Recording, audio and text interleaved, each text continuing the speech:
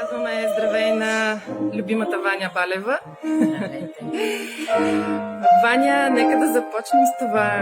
Как започна да се случва чудото, наречено вече Пловдивски музикално-артистичен форум? Как започна всичко? Самото начало е много отдавна.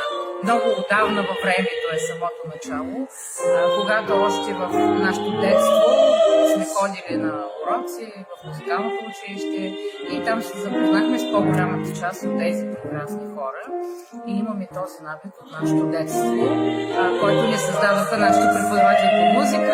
В миналото всеки петък имаше така наречените продукции, в които ние показвахме на едни мини-концерти какво сме научили през седмицата.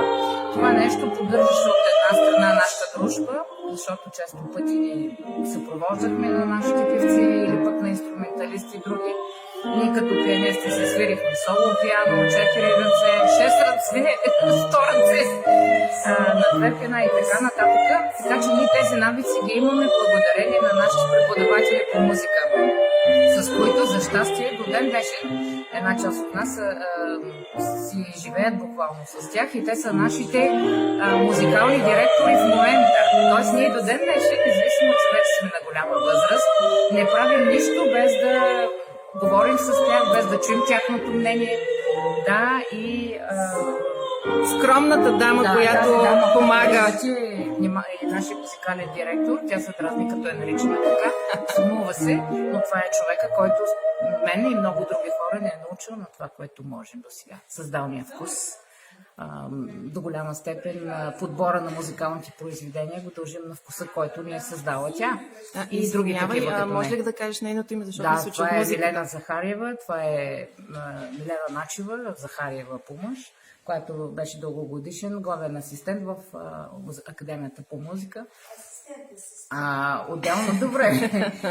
Отделно това един от най-прекрасните хорови диригенти, искам да ви кажа, малко хора знаят това. Лауреат на 6-ти републикански фестивал. Аз съм имала щастието и в хора да пея даже, което много ми харесва и много ми помагаше и ми помага в момента, за да мога да схвана пък каква е сложната роля на певеца и когато ние им помагаме да представят тези прекрасни шедьоври, се съобразяваме с певческите особености.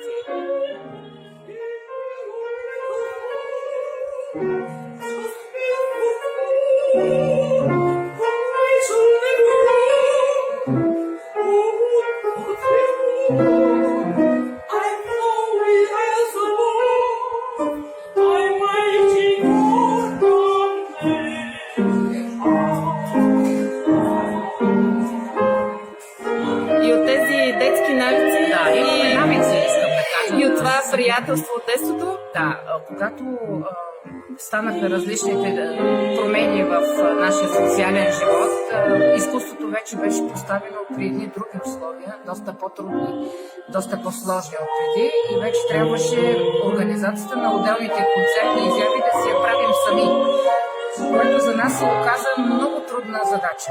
Мога да кажа, в някои моменти е непосилно. Ние продължавахме да се събираме, особено когато те не са на турнето в чужбина, винаги веднъж в годината по една тема решаваме каква ще бъде темата и правим само за нашите приятели. Да, аз съм била. Подготовка с всичко. Това си беше традиция. Всяка година имаше различни теми. Но ни стана невъзможно в един момент. И ние сме много щастливи, че пък открихме нашия импресарио Марияна Вълчева, която не изведе от тази ситуация, идиотска бих казала, и която с нея отменя едно огромно бреме, което аз вече накрая много трудно се справя с това нещо. Даже не можех да се справя в някакви моменти с организацията, да не говорим, че е свързано с финансиране и с много други неща. Така че тя се нае с тази работа, че да може ние да се свирим и да си пеем на спокойствие. Оказа се, че към нас се включиха много други представители на другите видове изкуства, нашите прекрасни актьори, после се появиха мимове, появиха се танцори, дай Боже, сега ще имаме още повече танцори. И фактически този форум стана действително форум, форум. Независимо, че носи пловдивско име, че е артистичен форум Пловдив, в него участват много хора, които не са родени в Пловдив. Но Пловдив е ме любим град и по стечение на обстоятелствата те останаха тук и се чувстват пловдивчани. Аз смея да твърдя, че са не по-малко пловдивчани от мен.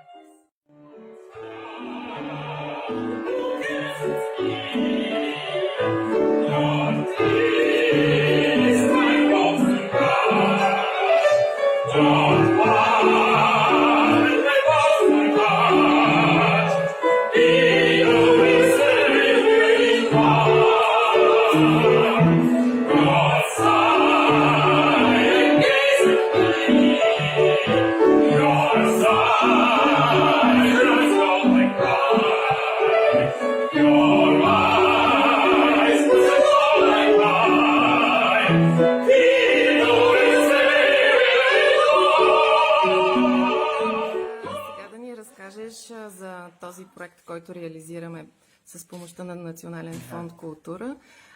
Един от подпроектите в него се казва Малката песен в големия Бродуей. Разкажи ни как решихте точно върху това да се спрете и как си подбрахте репертуара, който е толкова завладяващ, че на човек му се подскача даже докато е седнал.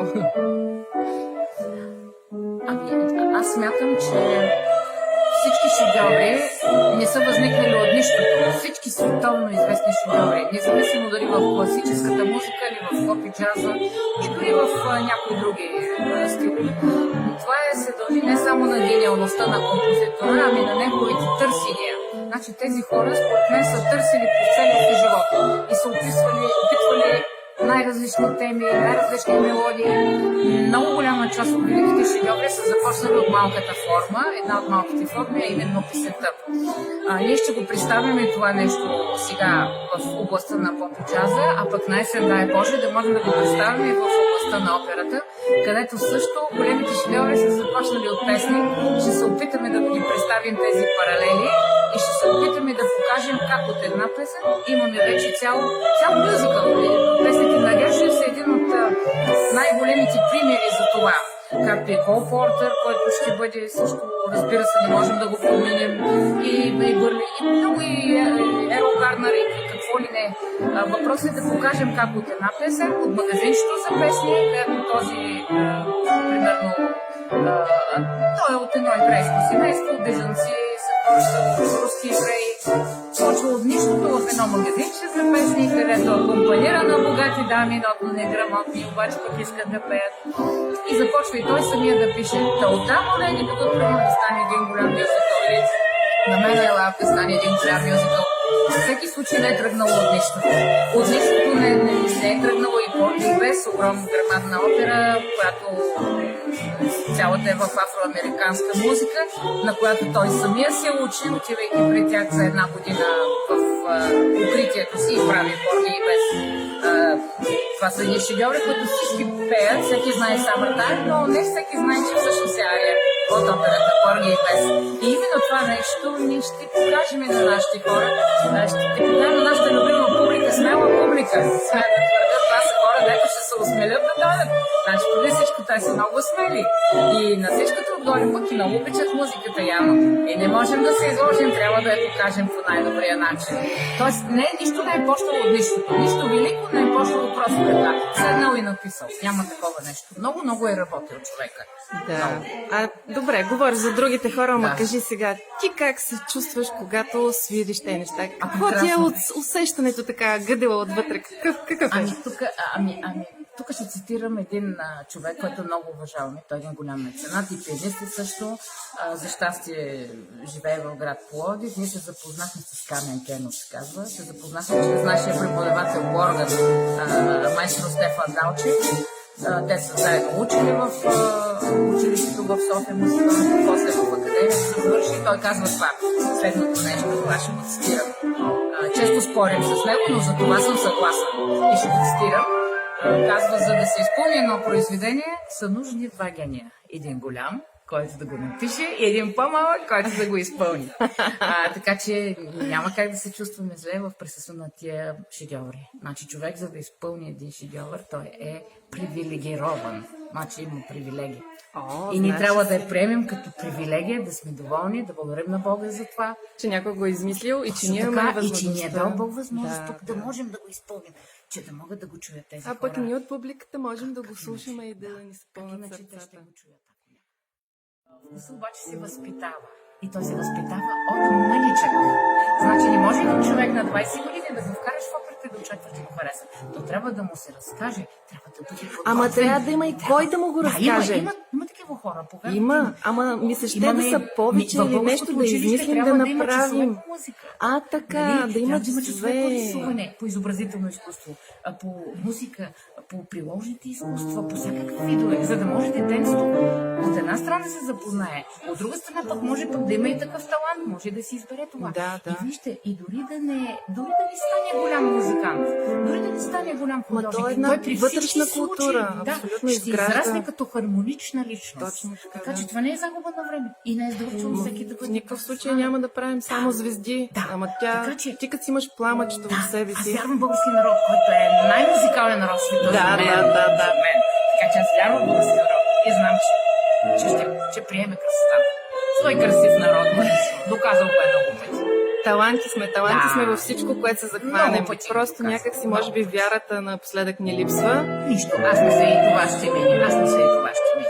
Да, И това и ще точно, може би, са точно тези всичките събития, които се опитваме да създаваме. Мъничко да ръчкаме, да. както се вика. Или да кажем, Да им да хвърлим камък в припомняме. блатото. Да. Да хвърлим камък в блатото. Най-малко ще се разклака джабите. Ще се разклака джабите. Много ти благодаря, Ваня. Аз благодаря И за всичко, което правиш за нас.